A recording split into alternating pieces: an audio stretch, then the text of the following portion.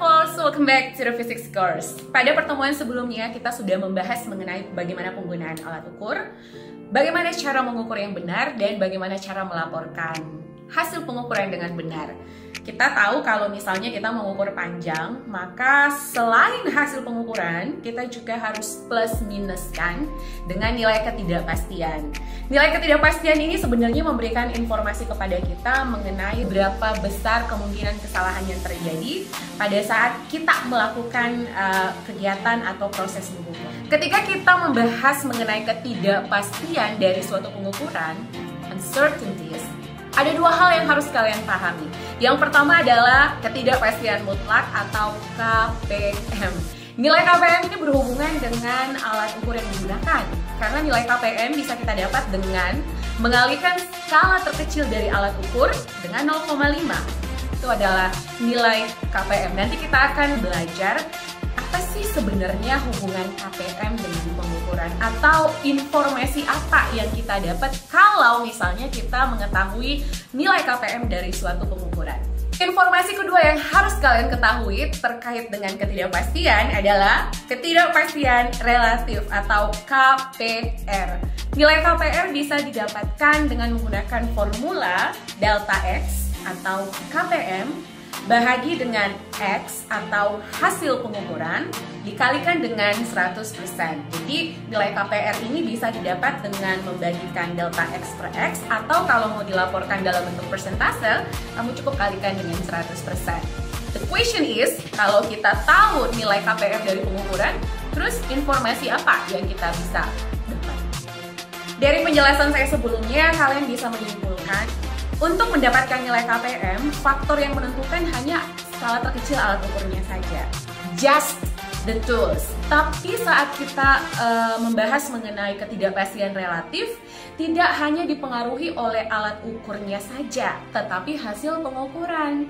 So, kalian bisa membedakan KPM dan KPR. Sekali lagi, KPM hanya ditentukan oleh alat ukur, 1/2 kali skala terkecil alat ukur. Tetapi saat kita membahas mengenai KPR, tidak hanya alat ukur saja, tetapi ada faktor hasil pengukuran di situ. Hasil pengukuran dipengaruhi oleh siapa yang mengukur. Depends on the subject. Kita sudah membahas dan mengetahui kalau ternyata nilai KPM dan KPR yang kita dapat dari pengukuran ada hubungannya dengan kemungkinan kesalahan yang terjadi pada saat kita melakukan proses pengukuran. Selanjutnya kita akan membahas pengukuran yang baik dan benar itu seperti apa sih? Nah, saat kita membahas mengenai pengukuran yang baik dan benar, ada dua faktor yang harus kita perhatikan.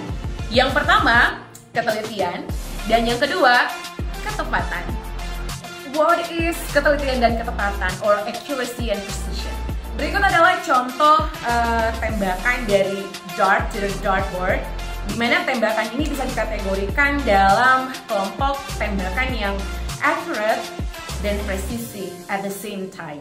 Kalau kita perhatikan bersama, letak anak panahnya itu tepat di tengah, which is sasaran dari dartboard pasti titik yang di tengah. Selain itu, kita juga bisa simpulkan dari gambar ini kalau semua anak panah yang ditembakkan, dart yang ditembakkan, itu juga ngumpul di tengah atau ngumpul di lokasi yang berdekatan.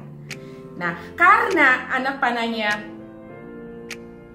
mengenai sasaran tembakan dan juga anak panah itu berkumpul di lokasi yang sama, so we can conclude that tembakan ini masuk dalam kategori akurat dan presisi sekaligus.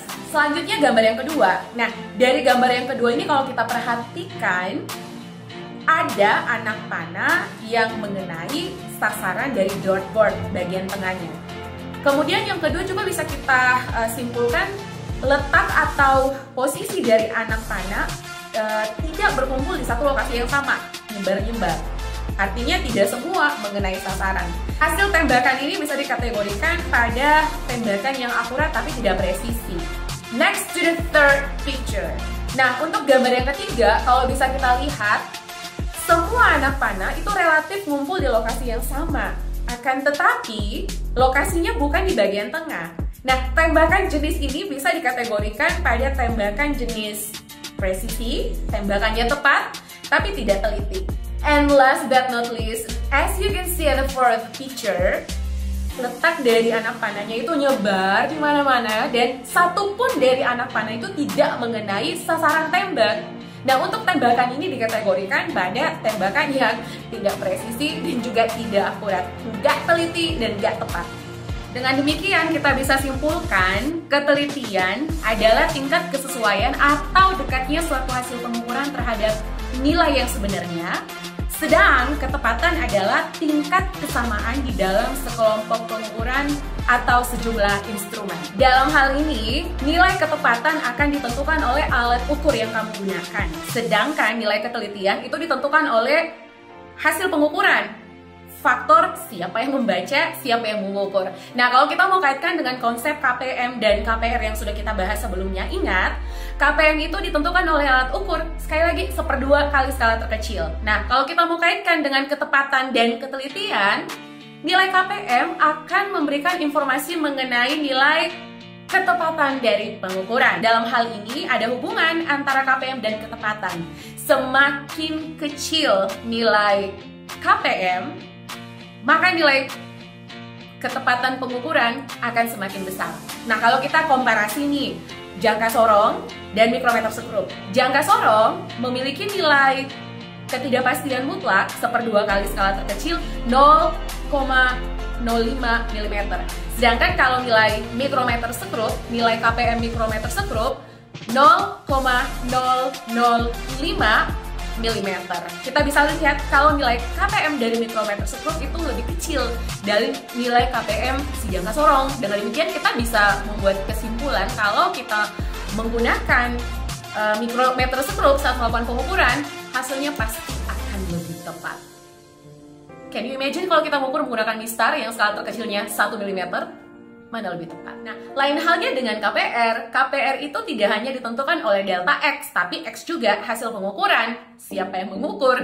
Dengan demikian ada hubungan antara nilai KPR dengan nilai ketelitian. Nah, hubungannya semakin kecil nilai KPR, maka nilai ketelitian pengukuran akan semakin besar.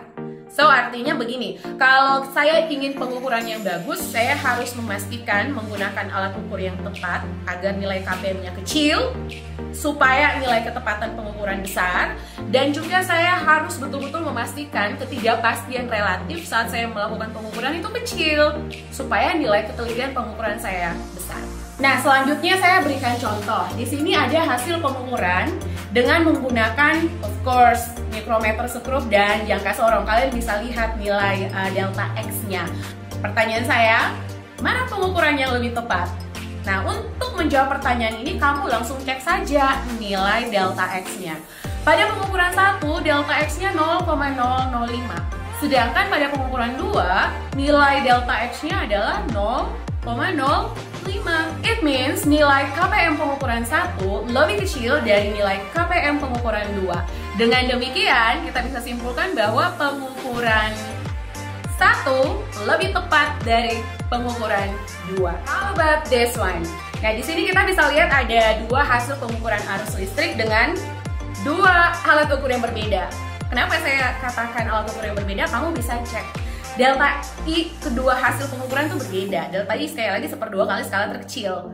Skala terkecilnya dipastikan berbeda karena delta I-nya berbeda. Nah, dengan mudah sekarang kalian bisa menentukan mana pengukuran yang lebih tepat. Nah, cukup cek saja nilai KPM mana yang lebih kecil, 0,1 atau 0,2. Of course 0,1. Dengan demikian kita bisa menyimpulkan bahwa ketepatan pengukuran arus yang pertama jauh lebih besar daripada pengukuran arus yang kedua.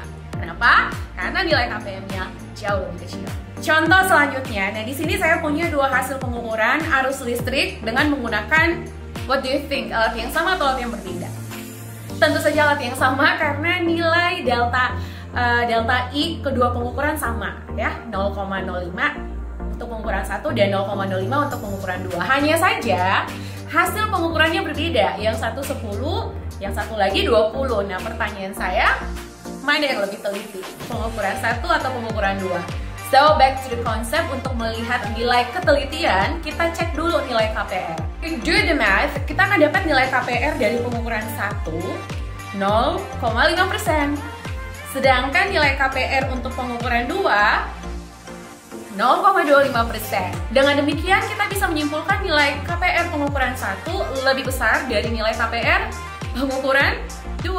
Ingat, hubungan ketelitian dan KPR, semakin besar nilai KPR maka nilai ketelitian akan semakin kecil. Sebaliknya, semakin kecil nilai KPR maka nilai ketelitian akan semakin besar. So, dari konsep tersebut bisa kita simpulkan bahwa pengukuran arus 2 itu jauh lebih teliti daripada pengukuran arus yang pertama.